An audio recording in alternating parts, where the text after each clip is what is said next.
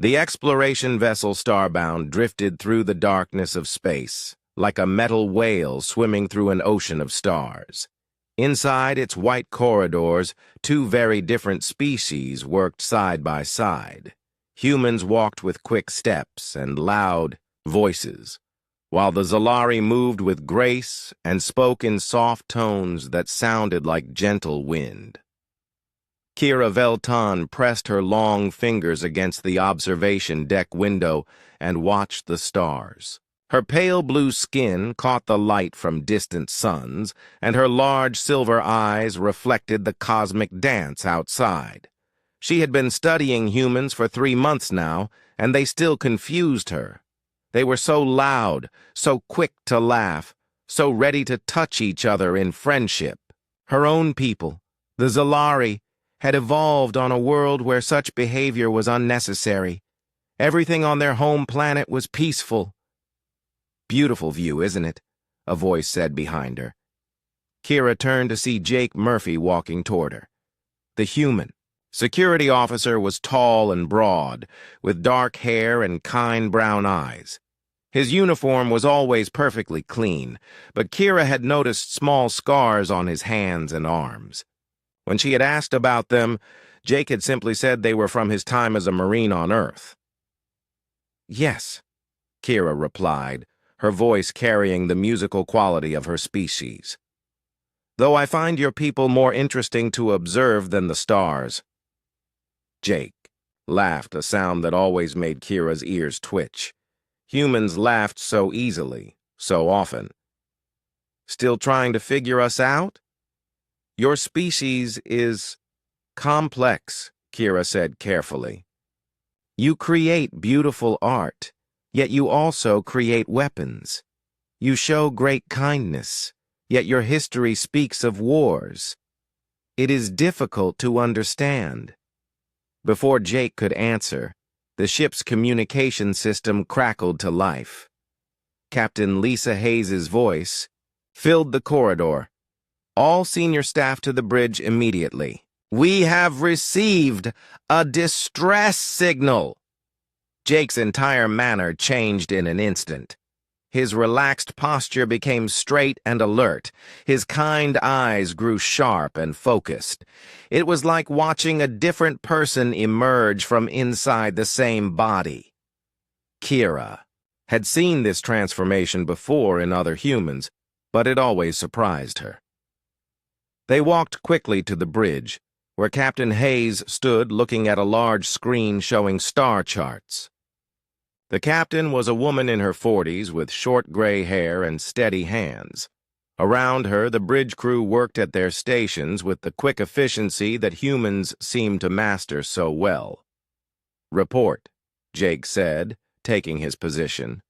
"We picked up a distress beacon from the Kepler 442 system," Captain Hayes explained. "It's coming from a research station operated by the Hegemony Alliance." Kira felt her body grow cold. The Hegemony Alliance was a group of aggressive alien species that had been expanding through this part of the galaxy for years. They took what they wanted and destroyed anything that stood in their way. Her people had fought them once, long ago, and barely survived. "The signal is 3 days old," continued Dr. Alex Carter, the ship's medical officer. He was a thin man, with gentle hands, who had once explained to Kira how humans could heal from injuries that would kill most other species. "But our scans show the station is still intact." "Any signs of life?" Jake asked. "That's the strange part," said Commander Roy Banks, the tactical officer. "No intelligent life forms, but we're reading massive biological signatures in the jungle around the station. Whatever is down there is big." Captain Hayes turned to face the group. "I'm putting together an away team to investigate. Jake, you'll lead it. Take Dr. Carter and 2 security officers." "Captain," Kira said, stepping forward, "I request permission to join the away team." Every human on the bridge turned to look at her. Kira felt their eyes like physical weight. She was not a fighter or an explorer. She was a scientist who studied behavior and culture from the safety of the ship. "Kira," Captain Hayes said gently, "this could be dangerous. The hegemony doesn't abandon stations unless something very bad has happened." "That is exactly why I must go," Kira replied. "If we encounter new life forms, someone should be there to study them properly. And—" she paused, choosing her words carefully. "I wish to observe human behavior in a challenging environment." Jake raised an eyebrow. "You want to watch us work?" "Your species fascinates me," Kira admitted. "In peaceful situations, you are kind and gentle. But I have read your history. I have seen how you change when faced with danger. I wish to understand this transformation." The humans exchanged glances. Kira had learned to read some of their facial expressions, but this look was new to her. It seemed to carry both amusement and something else, something darker. "All right," Captain Hayes decided. "But you stay close to Jake at all times. His job is to keep everyone safe, and that includes you." "I understand," Kira said. An hour later, Kira found herself in the shuttle bay, wearing a protective suit and carrying scientific equipment she barely knew how to use. Jake checked her gear with the same careful attention he gave to his weapons. He had traded his clean uniform for dark combat gear that made him look like a different person entirely. "Nervous?" Jake asked as he adjusted the communicator on her suit. "My people do not experience nervousness the way yours do," Kira replied. "We evolved on a world without predators. Fear was not necessary for our survival." Jake paused in his work and looked at her with those sharp brown eyes. "What do you mean, no predators?" "Our world was peaceful. Plants that gave us food, gentle, animals that meant no harm, weather that rarely changed. We developed intelligence to solve problems of cooperation and art, not to fight or survive dangers." "Huh," Jake said, returning to his equipment check. "That explains a lot." "What does it explain?" Jake was quiet for a moment.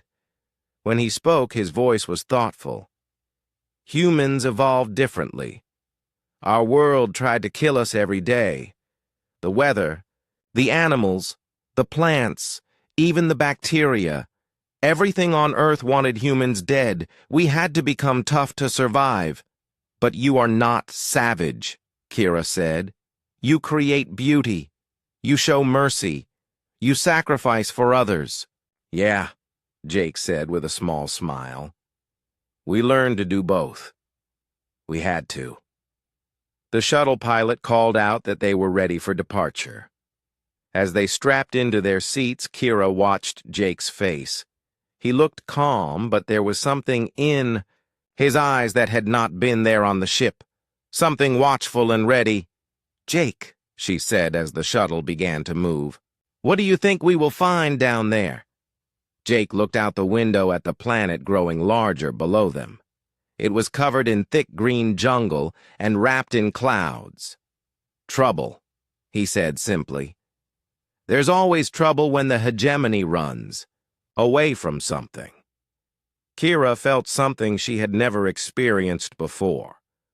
A cold feeling in her stomach, a quickening of her heart. As their shuttle descended toward the unknown planet, she wondered if she was about to learn what fear really meant. The shuttle landed with a soft thud on a patch of cleared ground near the research station. Through the windows, Kira could see thick jungle pressing in from all sides. The trees were massive, their trunks wider than the shuttle itself, and strange. Blue and purple lights flickered deep in the shadows between them. The air looked thick and green, like swimming through liquid emeralds. Jake was the first to step outside. He moved slowly, his weapon ready, his eyes scanning everything around them. Dr. Alex Carter followed, carrying his medical bag and a portable scanner. Two security officers, Ben Torres and Amy Walsh, spread out to cover the area. Kira stepped out last, her scientific equipment feeling heavy in her hands. The heat hit her immediately. It was not just warm, but thick and wet, like breathing through a damp cloth. The air smelled of rotting plants and something else, something sharp and metallic that made her nose wrinkle. Strange sounds came from the jungle, clicks and hums, and low growls that seemed to echo from everywhere at once. "Stay close," Jake said quietly. His voice had changed from the friendly tone he used on the ship. Now it was flat and hard, like metal. "And keep your eyes open. Something spooked the hegemony enough to make them run." The research station stood 50 meters away. It was a collection of gray metal buildings connected by covered walkways. Most of the windows were dark, but a few still glowed with emergency lighting. Equipment lay scattered around the entrance, as if people had dropped everything and fled in a hurry. "Bioscans show the jungle is full of life," Dr. Carter said, checking his instruments. "Really big life. Some of these readings are massive." "How? Massive?" Jake asked. 12 feet tall, maybe bigger. And they're not plant eaters, if these energy readings are right. Kira felt that strange, cold feeling in her stomach again. On her homeworld, the largest animals were about the size of human cats, and they ate flower petals. The idea of 12-foot creatures that ate meat was like something from a nightmare. They approached the station carefully. Jake moved like he was dancing, but it was a slow, careful dance where every step was planned. He would stop, listen, look around, then move again. Kira tried to copy him, but her movements felt clumsy and loud. The main door hung open, twisted metal showing where something had torn it apart.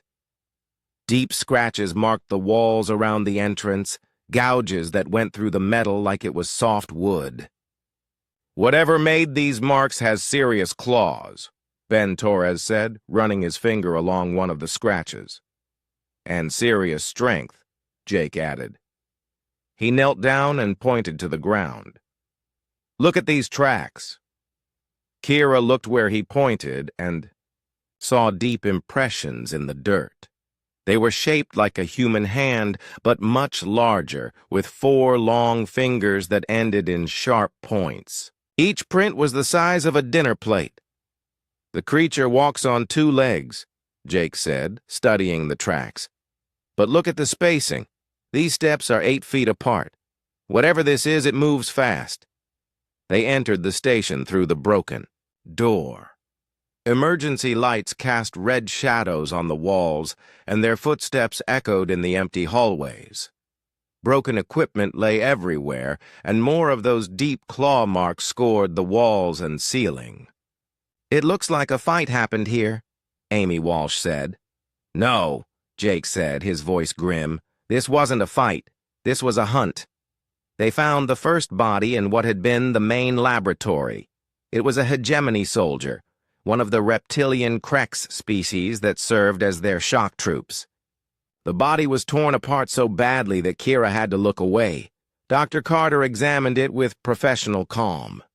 "Multiple lacerations," he reported. "Bite marks on the bones. Whatever killed him was strong enough to tear through military armor." "How? Long ago?" Jake asked. "Maybe 2 days. The heat and humidity make it hard to tell exactly." They continued through the station, finding more bodies and more destruction. In one room, they discovered computer terminals that were still working. Jake accessed the files while the others stood guard. "They were studying local predators," Jake said, reading from the screen. "Something called void stalkers. According to this, they're the apex predators of this world. Pack hunters with natural camouflage and intelligence close to human level." "Pack hunters?" Kira asked. "You mean they work together?" "Like wolves," Jake said, "but bigger, stronger, and smarter." He read more from the screen. It says here they can run 60 miles per hour. Their claws can cut through steel, and they hunt at night. Dr. Carter checked his watch. We have about 4 hours before sunset. We need to search the eastern perimeter, Jake said. That's where the biggest biosignatures are coming from, but we'll split into pairs to cover more ground. He looked directly at Kira. You're with me. As they prepared to leave the station, Kira found herself walking beside Jake toward the jungle. The sounds from the trees seemed louder now, and the shadows looked deeper. She tried to understand why Jake seemed so calm when everything in her body was telling her to run back to the shuttle. Jake, she said quietly, are you not afraid? Jake stopped walking and looked at her. For a moment, his hard expression softened, and she saw the kind man from the ship. I'm terrified, he said. But fear is just information. It tells you that something is dangerous. What you do with that information is what matters. What do you mean? My species learned a long time ago that being afraid doesn't help you survive. Being smart about danger does. He adjusted his weapon and started walking again. Fear makes you run. Smart makes you plan. They entered the jungle along a path that had been cut by the research team. The thick canopy blocked most of the sunlight, and strange plants grew everywhere. Some had flowers that glowed with their own light. Others had leaves that moved when no wind was blowing. Kira tried to catalog everything she saw, but there was too much, and Jake was moving too fast. Why did humans become so good at dealing with danger? She asked as they walked. Because our planet tried to kill us every day for millions of years, Jake said. Big cats that hunted us, snakes with poison that could drop an elephant, weather that could freeze you or cook you, diseases that could wipe out entire communities. The humans who survived were the ones who could think fast, fight hard, and never give up. But you also create art and music, Kira said. You show kindness to strangers. How can you be both? Jake was quiet for a long moment. They walked deeper into the jungle, following the faint path between massive trees. Finally, he spoke. Maybe because we had to fight so hard to survive, we learned to value the things that make life worth living. Beauty, friendship, love. We protect those things because we know how easily they can be lost. They came to a clearing where the research team had set up monitoring equipment.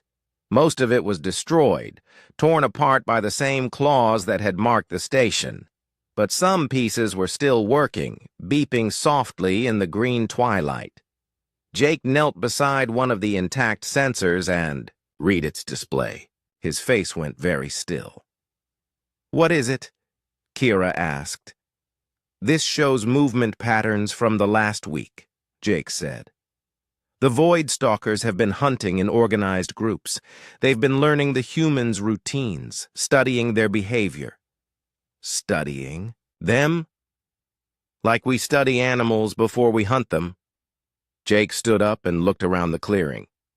And according to this, there are 3 of them in this area right now. Kira felt her blood turn cold. She looked at the jungle around them, seeing shadows that might be moving, hearing sounds that might be footsteps. Jake, she whispered, are we being hunted? Jake's hand moved to his weapon. His eyes scanned the trees with the focus of a machine. Yes, he said quietly. We are. The jungle had grown quiet. Too quiet. Even Kira, who knew nothing about hunting or being hunted, could feel the wrongness in the air. The small sounds that had filled the forest before, the clicks and hums and chirps, had all stopped. It was like the entire jungle was holding its breath. Jake pressed a button on his communicator. Torres, Walsh, report your position. We're about 200 meters south of your location, came Ben Torres's voice through the static. Found more equipment here, all torn up. What's your status? We've got company in the area, Jake said, his voice barely above a whisper. 3. Large predators moving in a pattern. Start heading back toward the shuttle, but move slow and quiet. Copy that. Moving now. Jake turned to Kira. His face had changed again. The kind eyes she knew from the ship were gone, replaced by something cold and calculating. It was like looking at a completely different person wearing Jake's face. Listen to me very carefully, he said in a voice so quiet she had to lean close to hear. These things are smart. They've been watching us since we landed. They know how many of us there are, how we move, what weapons we carry. Right now, they're deciding the best way to kill us. Kira felt something she had never experienced before. It started in her stomach and spread through her whole body like ice water. Her hands began to shake, and her breathing became fast and shallow. This was fear, real fear, and it was terrible. "What do we do?" she whispered. "We survive," Jake said simply. He pulled out his scanner and checked it quickly. "They're moving to surround us. Smart. They'll try to cut us off from the shuttle and pick us off one by one." A branch snapped somewhere in the darkness to their left. Both of them froze. Jake's hand moved to his weapon with smooth, practiced motion. His whole body had become still, like a statue, but Kira could feel the tension in him like electricity in the air. "There," he breathed, pointing into the shadows between two massive trees. Kira looked where he pointed and saw nothing at first. Then the shadows moved, and she realized she was looking at something that was not a shadow at all. It was huge, at least 12 feet tall, with a body that seemed to bend and flow like liquid darkness. Its skin shifted color to match the jungle around it, making it almost invisible. Only when it moved could she see its true shape. The Void Stalker stood on two powerful legs, its body lean and muscled like a giant cat walking upright. Its arms were long and ended in hands with 4 fingers, each tipped with claws that looked like black knives. Its head was narrow and pointed, with large eyes that reflected light like mirrors. When it opened its mouth, she could see rows of sharp teeth designed for tearing meat. "Beautiful," Jake whispered, and Kira looked at him in shock. How could he call such a terrible thing beautiful? But as she watched Jake watch the creature, she began to understand. He was not looking at it with fear or disgust. He was looking at it the way she might look at a complex mathematical equation or a piece of ancient art. He was studying it, learning from it, respecting it as a perfect example of what it was meant to be. The Void Stalker tilted its head, and Kira realized it was studying Jake in return. For a moment, predator and human regarded each other across the clearing like two masters recognizing each other's skill. Then Jake's communicator crackled with Ben Torres' panicked voice. "Contact! We've got contact! 2 of them moving fast!" The spell was broken. The Void Stalker in front of them let out a sound that was part roar and part shriek, a noise that seemed to come from the bottom of some dark pit. It was answered by 2 more voices from different directions. "They're coordinating," Jake said, his voice sharp with excitement rather than fear. "The one watching us just told the others to begin the attack." Energy weapon fire lit up the jungle. To the south, followed by human shouts and more of those terrible roars. Jake grabbed Kira's arm and pulled her toward a cluster of large rocks. "Get behind cover and stay there," he ordered. "No matter what happens, do not move from that spot." "What are you going to do?" Kira asked. But she already knew the answer from the look in his eyes. "What humans do," Jake said. He checked his weapon and moved toward the edge of the clearing. "We fight back." The void stalker that had been watching them stepped fully into the open. In the dying light of day, it looked like a nightmare made real. Its claws caught the last rays of sunlight and gleamed like polished metal. Its eyes fixed on Jake with the focus of a creature that had never lost a hunt. Jake raised his energy rifle and fired. The blue bolt struck the creature's center mass and sent it staggering backward, but it did not fall. Instead, it shook itself like a wet dog and kept coming. "Tough hide," Jake muttered. He fired again and again. Each shot hit its target, but the void stalker seemed to absorb the energy and use it to fuel its rage. It charged across the clearing in 3 massive bounds. Jake dove to the side just as claws raked the air where his head had been. He rolled, came up running, and put more distance between himself and the creature. But Kira could see that he was only delaying the inevitable. The thing was faster, stronger, and seemed almost immune to his weapons. More energy fire came from the south, along with human screams. Through her communicator, Kira could hear Ben Torres shouting coordinates and Amy Walsh calling for medical assistance. Dr. Carter's calm voice cut through the chaos, directing them toward a defensive position. But the sounds were getting farther, away, and Kira realized with growing horror that the other team was being driven away from them. The void stalkers were separating the humans, dividing them so they could be hunted alone. The creature in their clearing had cornered Jake against a massive tree trunk. It approached slowly now, confident in its victory. Jake fired his rifle until the power cell ran empty, then drew his sidearm and emptied that too. The void stalker barely seemed to notice. "Kira!" Jake called without taking his eyes off the approaching predator. "When this thing kills me, you run for the shuttle. Don't stop. Don't look back. Just run."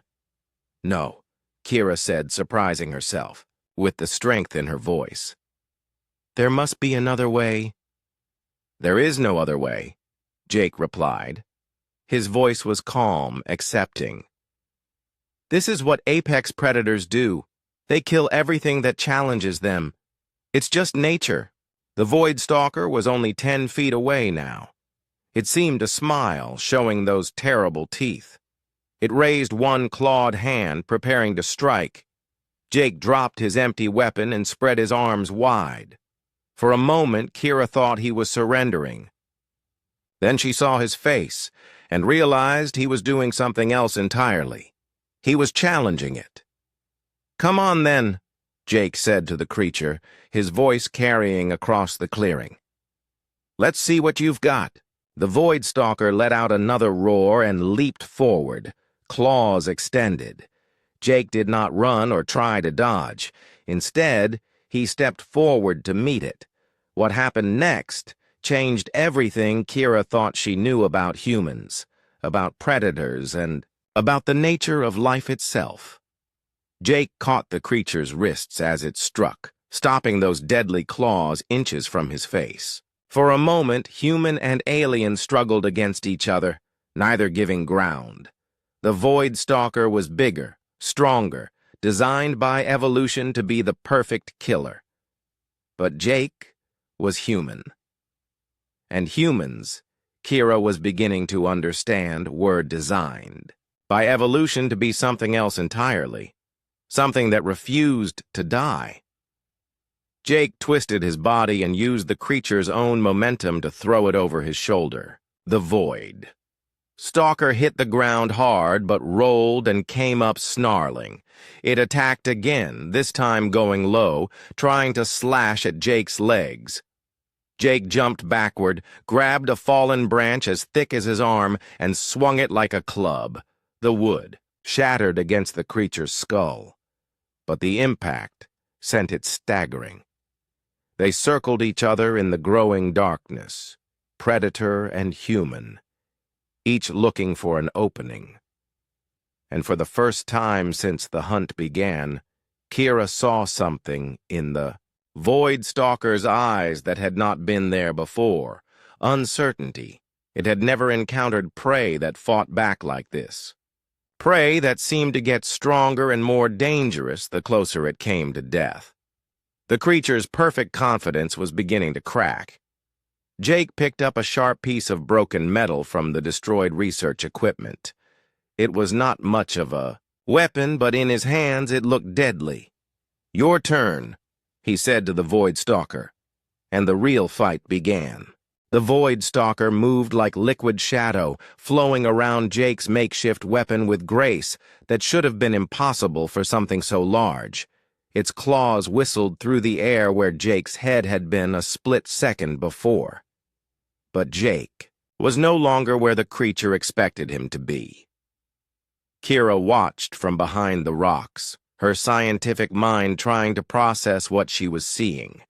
This was not the Jake Murphy she knew from the ship. That Jake was polite, careful, always thinking before he acted. This Jake moved like water, like wind, like something wild that had never been tamed. The Void Stalker spun and struck again, its massive claws seeking Jake's throat. Jake ducked under the swipe and drove his sharp piece of metal toward the creature's ribs. The makeshift blade scraped against the thing's natural armor and slid off, but it left a thin line of dark blood. The creature roared in surprise and pain. In all its years of hunting, nothing had ever managed to hurt it with such a primitive weapon. It looked down at the wound, then back at Jake with something new in its mirror-like eyes. Respect. Jake grinned, and Kira felt her blood turn cold. It was not a human smile. It was the smile of something that enjoyed the hunt, something that found joy in violence. For the first time, she began to understand what other species in the galaxy meant when they whispered about humans in fearful voices. "That's right," Jake said to the creature, his voice carrying a tone she had never heard before. "I can hurt you, and I'm just getting started." The Void Stalker circled him, moving more carefully now. It had learned that this prey was dangerous, but it was still confident.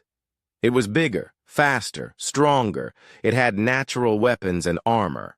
What could one small human do against millions of years of evolution? Jake showed it. When the creature attacked again, Jake did not try to dodge. Instead, he stepped into the strike, inside the reach of those deadly claws. His left hand grabbed the creature's wrist, while his right hand drove the metal spike toward its throat. The Void Stalker twisted away, but not fast enough. The spike opened a gash across its neck, missing the vital arteries by inches. Dark blood flowed down its chest, and it let out a sound of rage and confusion. No prey had ever done this. No prey had ever fought back with such skill, such determination. The creature's perfect confidence cracked a little more. Jake did not give it time to think. He pressed forward, using the metal spike like a knife, looking for weak spots in the creature's armor. He found the joints where the plates met, the soft spots behind the elbows, the gap just below the rib cage. Each cut was small, but they added up. The Void Stalker bled from a dozen wounds, none of them serious alone, but together they began to slow the creature down. "You hunt in packs," Jake said as he dodged another swipe. "You use tools. You plan your attacks. You think you're smart." He drove the spike deep into the creature's thigh and twisted. "But you never learned the most important lesson." The Void Stalker stumbled, its wounded leg barely holding its weight. It looked at Jake with growing fear. This was not how hunts were supposed to go. The prey was supposed to run, to hide, to die quickly and quietly. What lesson? The creature seemed to ask with its confused stare. Jake's grin grew wider. Never hunt something that hunts back. The creature made one last desperate attack, throwing all its remaining strength into a wild charge. its claws extended fully, seeking to tear Jake apart with pure fury if skill would not work. Jake stepped aside at the last possible moment and grabbed the creature's arm as it passed. He used its own momentum to spin it around and slam it face first into the massive tree trunk. The impact shook leaves from the branches above and left a crack in the bark. The Void Stalker staggered backward, stunned. Jake was behind it instantly, his arm wrapping around its throat like a steel cable. The creature was taller and stronger, but Jake had positioned himself perfectly. He had leverage, and he had something else the creature did not understand. He had the absolute refusal to give up. The Void Stalker clawed at Jake's arm, its sharp talons tearing through his uniform and into his flesh. Blood ran down his arm and dripped onto the ground, but Jake's grip never loosened. If anything, it grew tighter. "This is what a human is," Jake said through gritted teeth, his voice calm despite the pain. "We are not the biggest. We are not the fastest. We are not the strongest." The creature's struggles grew weaker as Jake's arm cut off its air supply. "But we never ever stop." Kira watched in fascination and horror as the mighty Void Stalker, the apex predator of an entire world, slowly weakened in Jake's grip.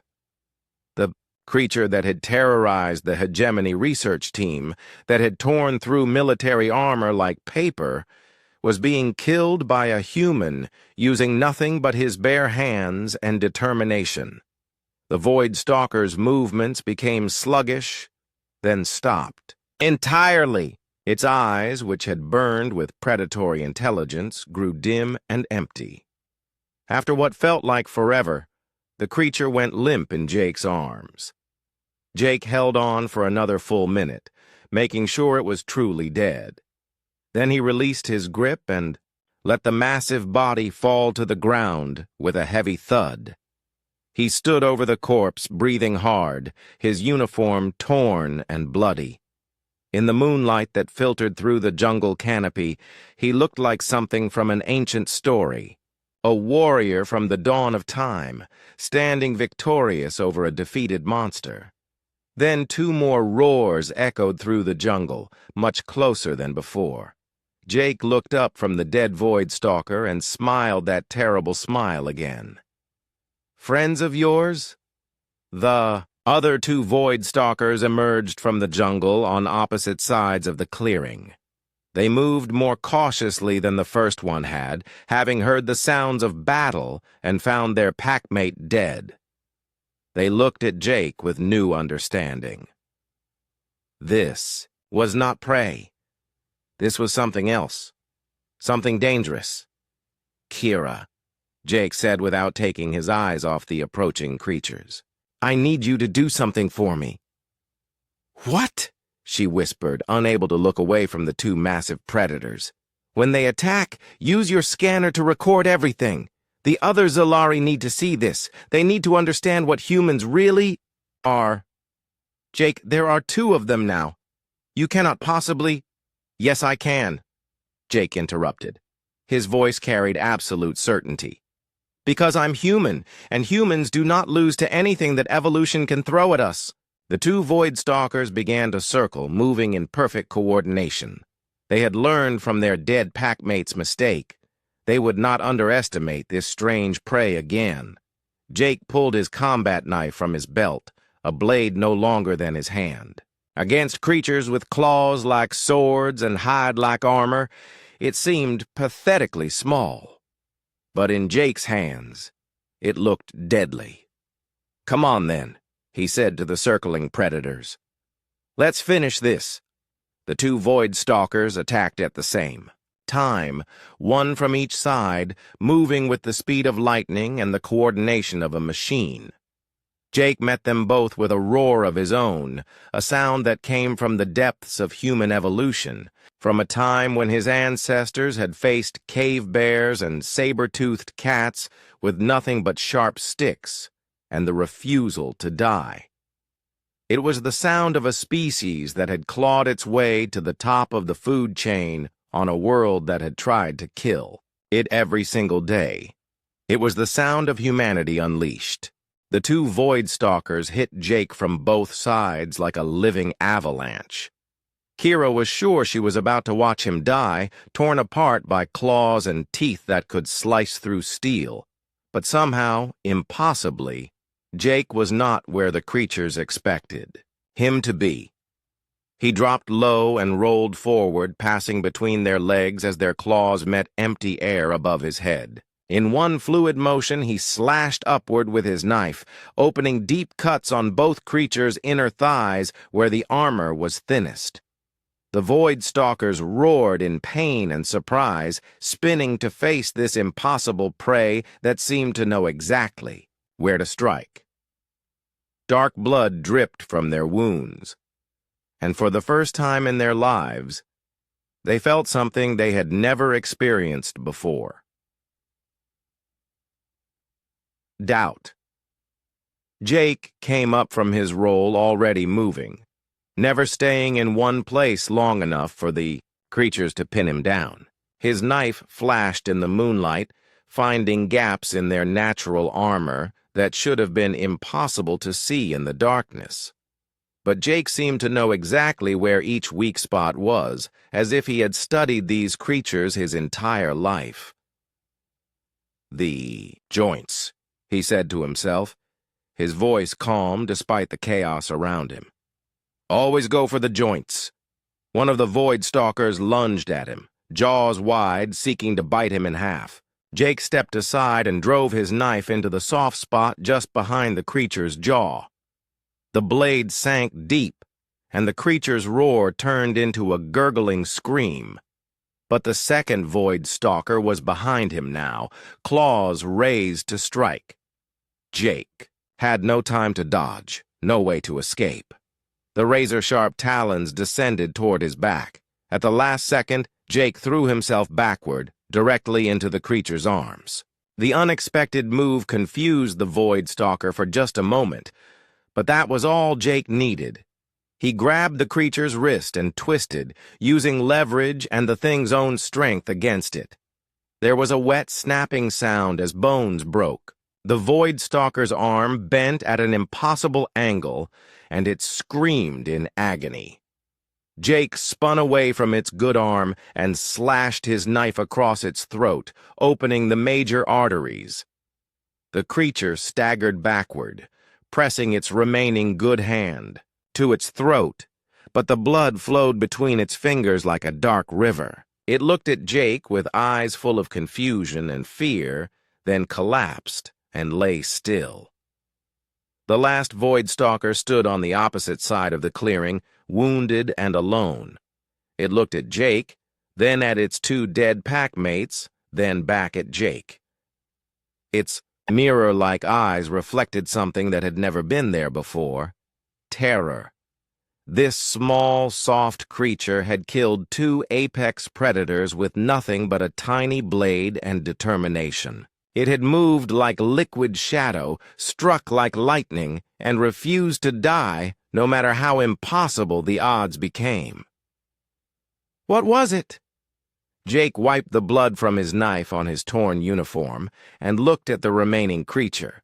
His face was covered. In cuts and bruises, his clothes were shredded, and blood ran from dozens of wounds, but his eyes burned with the same intensity as when the fight had begun. "Just you and me now," he said to the Void Stalker. "Want to try your luck?"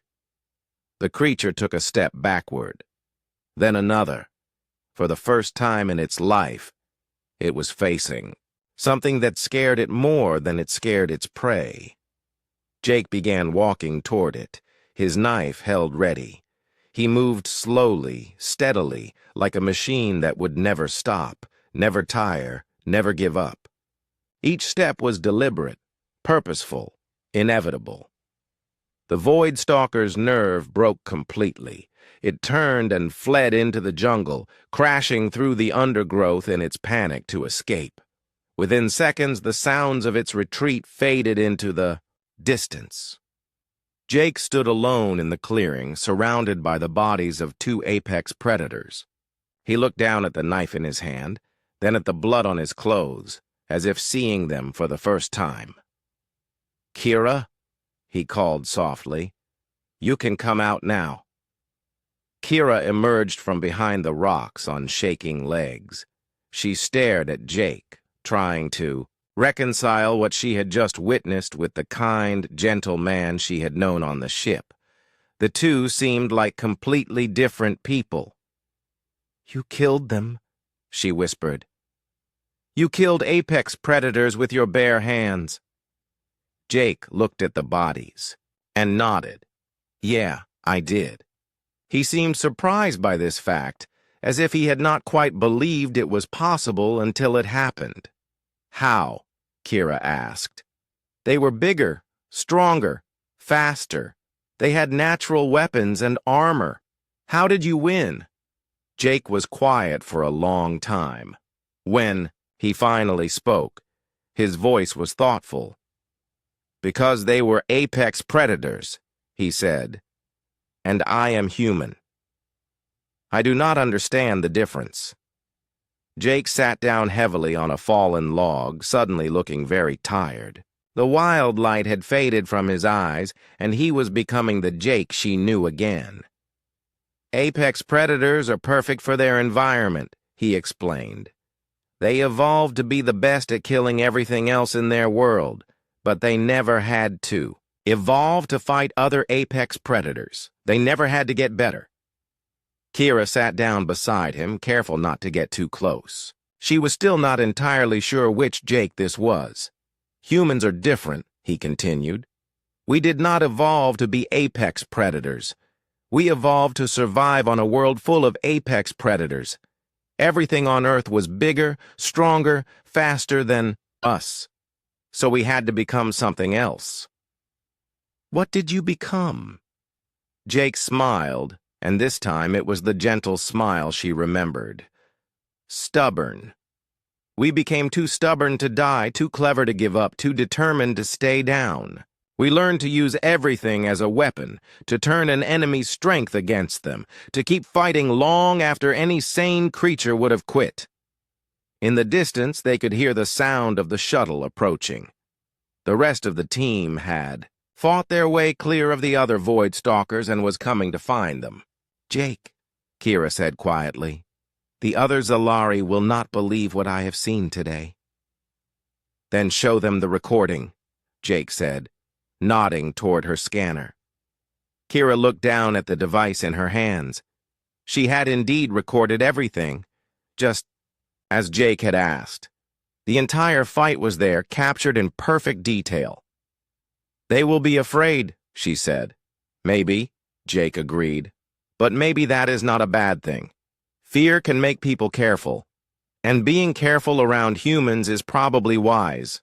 The shuttle landed in the clearing, and Dr. Carter rushed out with his medical kit. He took one look at Jake's wounds and shook his head. "You look like you wrestled a meat grinder," he said, but his voice was full of admiration rather than concern. "Something like that," Jake replied. As Dr. Carter treated Jake's injuries, Captain Hayes approached with Ben Torres and Amy Walsh. They stared at the dead Void Stalkers in amazement. "You did this?" Captain Hayes asked. "We did this," Jake corrected, nodding, toward Kira. "She kept watch and recorded everything, made sure I did not get surprised." Kira felt a warm feeling in her chest at being included, even though she knew she had done very little. Later, as they flew back to the Starbound, Kira sat beside Jake in the shuttle. His wounds were bandaged, and he was already looking more like the man she had known before the fight. "Jake," she said quietly, "will you teach me about humans? What do you want to know?" "Everything," she said. "My people need to understand what you really are." Jake was quiet for a moment. "What do you think we are?" Kira thought about what she had witnessed. The violence, yes, but also the protection, He had shown her the way he had included her in his victory, the gentleness that had returned as soon as the danger was over. "I think," she said slowly, "that humans are the most dangerous, peaceful species in the galaxy." Jake laughed. A sound that was warm and friendly and completely human. "Yeah," he said. "That sounds about right." As the shuttle carried them back to safety, Kira began composing her report in her mind. The Zalari Council would need to know what she had learned. They would need to understand that their human allies were not just clever tool users or skilled diplomats. They were apex predators who had chosen to be civilized, and that choice, Kira realized, made them the most terrifying and wonderful species she had ever encountered. The recording in her scanner would change everything. The galaxy would never look at humans the same way again. But perhaps, she thought as she watched Jake joke with Dr. Carter about his bandages, that was exactly what the galaxy needed to know. 3 weeks after the events on Kepler 442b, Kira stood before the High Council of the Zalari homeworld. The great chamber was filled with the most important members of her species, their pale blue skin catching the light from the crystal ceiling above. Their large silver eyes all focused on her as she prepared to share what she had learned about humans. The recording device sat on the table before her, small and simple, but containing information that would change everything the galaxy thought. It knew about humanity. "Honored Council," Kira began, her musical voice carrying clearly through the silent chamber. "I have returned from my study of the human species with findings that challenge everything we believed about our allies." Elder Zethvan, the oldest member of the council, leaned forward in his floating chair. His ancient eyes held skepticism. "Young Kira, we have worked with humans for over a year now. They are peaceful traders and diplomats. Surely there cannot be much that surprises us about them. With respect, Elder, we have only seen humans in peaceful situations," Kira replied. "We have never seen them when their survival was threatened. We have never seen what they truly are beneath their civilized behavior." She activated the recording device. The chamber filled with the sounds of the alien jungle, the roars of the void stalkers, and Jake's calm voice explaining how he planned to survive. The council members watched in growing amazement as the events unfolded. When Jake killed the first void stalker with his bare hands, several council members made sounds of disbelief. When he faced the other two simultaneously and emerged victorious, the entire chamber fell into stunned silence. The recording ended. For long moments, no one spoke. "This cannot be real," whispered Counselor Velthara. "No civilized species could do such things.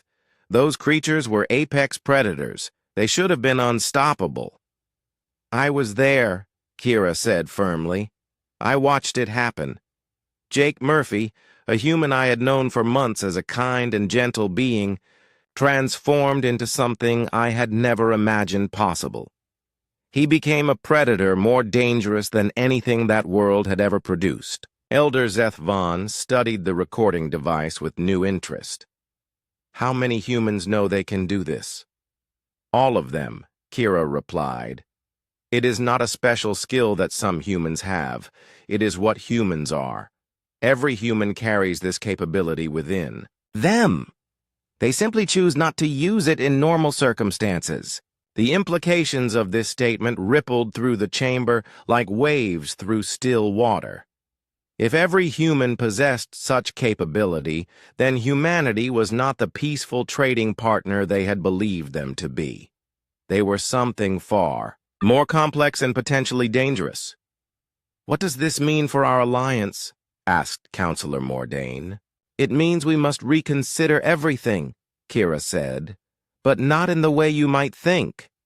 Meanwhile, aboard the Starbound, Jake Murphy sat in the ship's medical bay, while Dr. Carter removed the last of his bandages. the wounds from the Void Stalker, fight had healed remarkably quickly, another aspect of human biology that impressed their alien allies. "How do you feel about what happened down there?" Dr. Carter asked as he worked. Jake was quiet for a moment. "Necessary," he said finally. "Those things would have killed all of us if someone hadn't stopped them." "That's not what I meant, Doctor," Carter said gently. "How do you feel about what Kira saw? About what she recorded?" Jake sighed. "I knew this day would come eventually. We can't hide what we are forever. Every species in the galaxy is going to find out sooner or later that humans are different." "Different how?" "We're the only species that evolved to be both predator and prey," Jake explained. "Everyone else evolved to be one or the other. That makes us unpredictable. It makes us dangerous in ways they can't understand." Captain Hayes entered the medical bay, her face serious. "Jake, we just received a message from the Zalari homeworld. The High Council wants to meet with human representatives. They want to discuss the new information about our species." Jake nodded. "Kira showed them the recording?" "Are you worried?" Captain Hayes asked. "No," Jake said, surprising both of them. "I think this might be good for everyone." Back on the Zalari homeworld, the council debate continued for hours. Some members argued that humans were too dangerous to trust. Others pointed out that humans had chosen to use their abilities to protect their allies rather than harm them. "The question," said Elder Zethvon, "is not whether humans are dangerous. The question is whether they can be trusted with that danger." Kira stood to address the council again. "I have spent months studying human behavior. I have seen them angry, frustrated, and afraid. In all that time, I never saw one human use violence against another sentient being until our lives were threatened by creatures that wanted to kill us all." "What are you saying?" asked Counselor Velthara. "I am saying that humans have spent thousands of years learning to control their violent nature. They have built societies based on cooperation instead of dominance. They have chosen to use their strength to protect others rather than to conquer them." She paused, letting her words sink in. "The most dangerous thing about humans is not their capacity for violence. It is their capacity to choose when to use it and when not to use it. That choice makes them the most reliable allies we could possibly have." The council voted that day to strengthen their alliance with humanity. But they also voted to share Kira's findings with other species in the galaxy. The truth about humans needed to be known. Within months, the recording had spread throughout known space. Different species reacted in different ways. Some, like the peaceful Moran Collective, were horrified and broke off diplomatic relations with humanity. Others, like the war-torn Corvani Republic, immediately sought human military advisors. But most species simply adjusted their understanding of what humans were. They learned to see the careful control in human movements, the constant awareness in human eyes, the deliberate gentleness in human interactions. What they had once seen as normal behavior, they now recognized as conscious choice. On Earth, the revelation caused less of a stir. Humans had always known what they were capable of. They had simply chosen to build a civilization that made such capabilities unnecessary most of the time. Jake Murphy was promoted to Chief Security Officer of the Starbound and given command of the new Human-Alien Cooperation Protocol. His first official act was to request that Kira be assigned as his cultural advisor. "You understand us better than we understand ourselves sometimes," he told her as they reviewed applications from other species wanting to join mixed crews. "I understand that you are apex predators who chose to become gardeners. Kira replied. That is perhaps the most remarkable thing any species has ever accomplished. They worked together for many years, Jake and Kira, human and Zalari, predator and prey by evolution, but friends and partners by choice. Their partnership became a model for cooperation between species throughout the galaxy. And sometimes, late at night when they were traveling between stars, Jake would tell Kira stories about Earth, about how humans had learned to farm instead of hunt, to build instead of destroy, to create beauty instead of causing pain. We could have conquered the galaxy, he said one night as they watched stars stream past the observation deck. Why didn't you? Kira asked. Jake smiled, the same gentle smile she had known since their first meeting. Because we decided that making friends was more interesting than making enemies. The galaxy was a different place now that everyone knew what humans really were. But it was not a more frightening place. It was a safer one. 2 years after the Void Stalker incident, the galaxy had settled into a new understanding of humanity. Most species had accepted that humans were dangerous, but chose to be peaceful. Trade continued, alliances grew stronger, and mixed crews became common throughout space. But not everyone was happy with this new arrangement. The Hegemony Alliance had been watching and planning.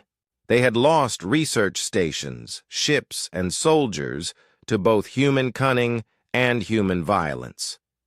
The recordings from Kepler 442b had shown them something that terrified them more than any weapon.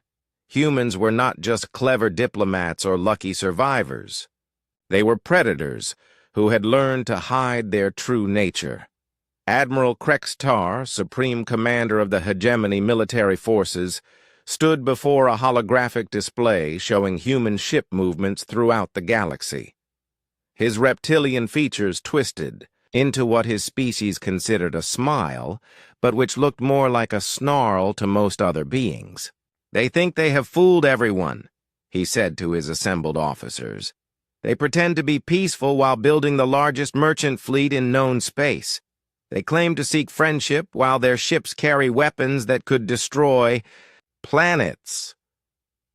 What do you propose, Admiral? Asked Commander Vorthak, his second in command. A test, Krextar replied. We will show the galaxy what humans really are when pushed beyond their limits.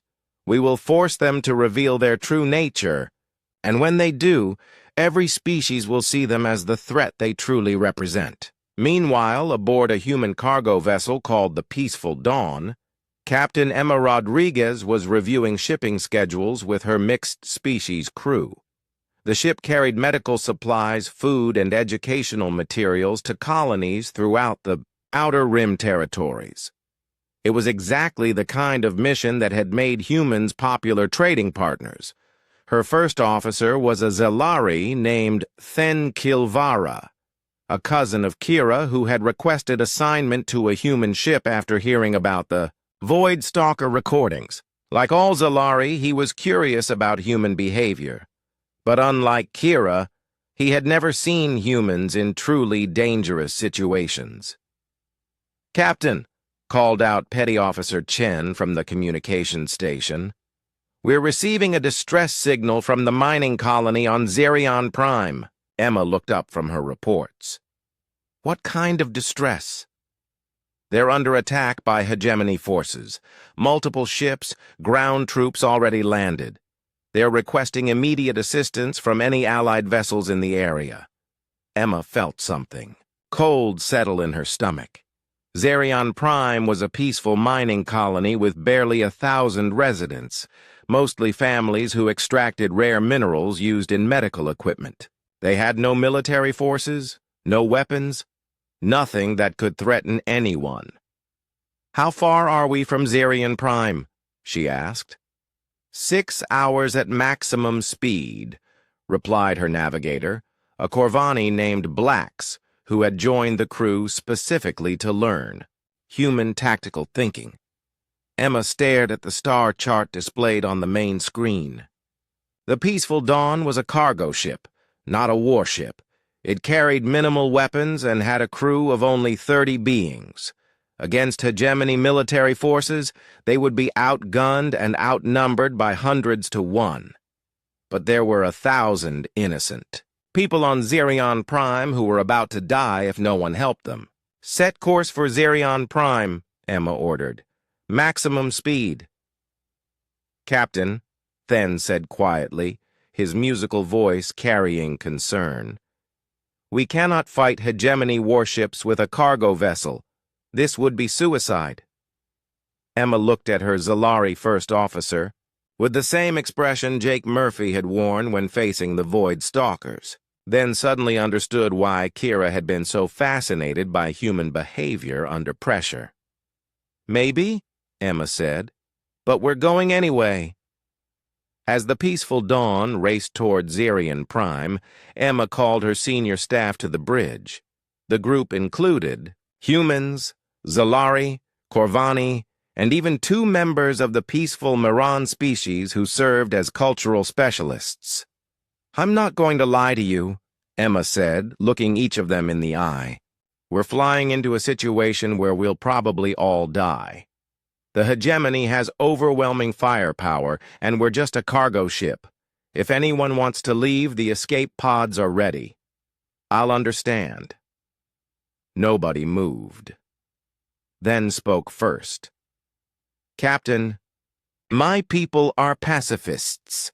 We do not fight wars or seek violence, but we do not abandon innocents to die when we can help them."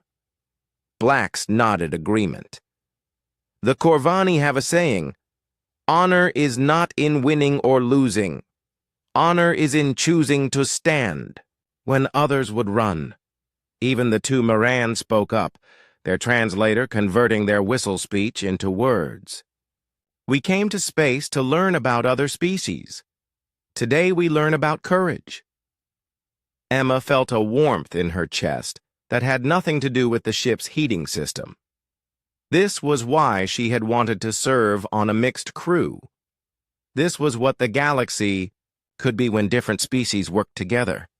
"All right then," she said. "Let's go save some people."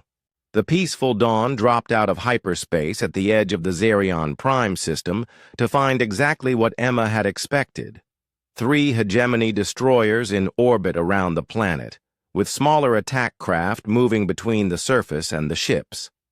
The mining colony's communications were broadcasting desperate pleas for help on all frequencies. "They've jammed the colony's ability to call for military assistance," reported Chen. "We're the only ship in range that can help." Emma studied the tactical display. 3 destroyers, each one capable of destroying her ship with a single salvo. Dozens of fighters and ground attack craft. Against her cargo vessel with its minimal shields and light weapons.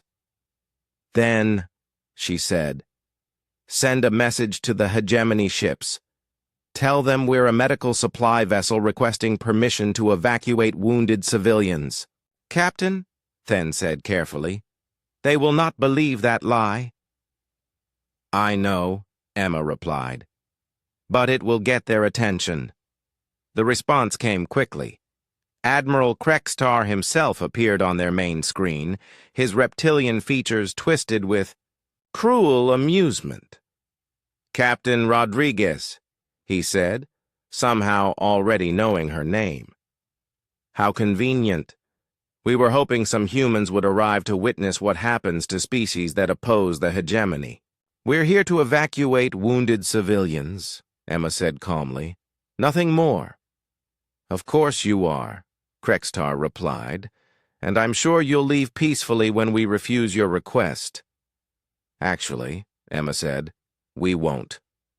The words hung in space between them like a challenge.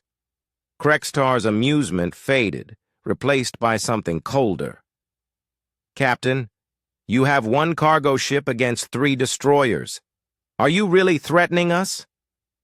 Emma looked directly into the camera, and her expression was the same one. Jake Murphy had warned when facing impossible odds in an alien jungle. "Admiral," she said quietly, "I'm not threatening you. I'm warning you. You have exactly one chance to withdraw from this system peacefully. After that, things get complicated." Krextar laughed, a sound like grinding metal. "You humans truly are insane. Very well. Let me show the galaxy what happens when human arrogance meets superior firepower." He cut the communication and immediately ordered his ships to open fire. The first energy blasts lit up space around the peaceful dawn, and Emma Rodriguez showed the galaxy exactly what humans were capable of when everything they cared about was on the line. The test had begun.